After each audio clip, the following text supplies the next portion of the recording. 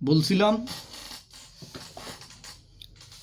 বেড়া যদি ক্ষেত খায়, ক্ষেত বাঁচানো বড় দায়। কি অবাক হলেন? কথাটা বুঝলেন না তো? বুঝিয়ে বলছি। আপনার মেয়েকে দিলেন শিক্ষকের কাছে পড়াতে, শিক্ষকই আপনার মেয়েকে নিয়ে উদাও। কেমন হলো ব্যাপারটা?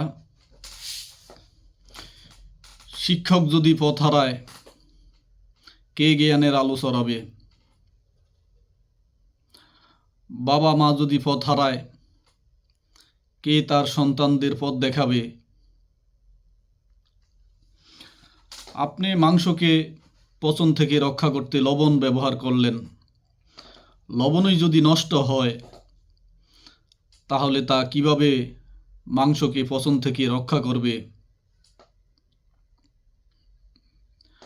আমাদের দেশের বিচারক, সেনাবাহিনী, পুলিশ তারাই যদি পথভ্রষ্ট হয়, কে দেশকে রক্ষা করবে? সমাজের প্রতিটা স্তর এভাবে চলছে তো চলছেই। আফসোস, কেউ যে সংশোধনের জন্য এগিয়ে আসে না।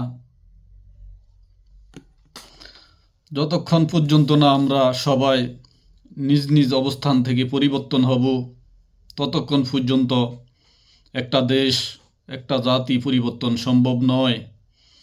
তাই আসুন প্রতিজ্ঞা করি, আমরা আজ থেকেই সবাই নিজ নিজ অবস্থান থেকে পরিবর্তন হয়ে যাব।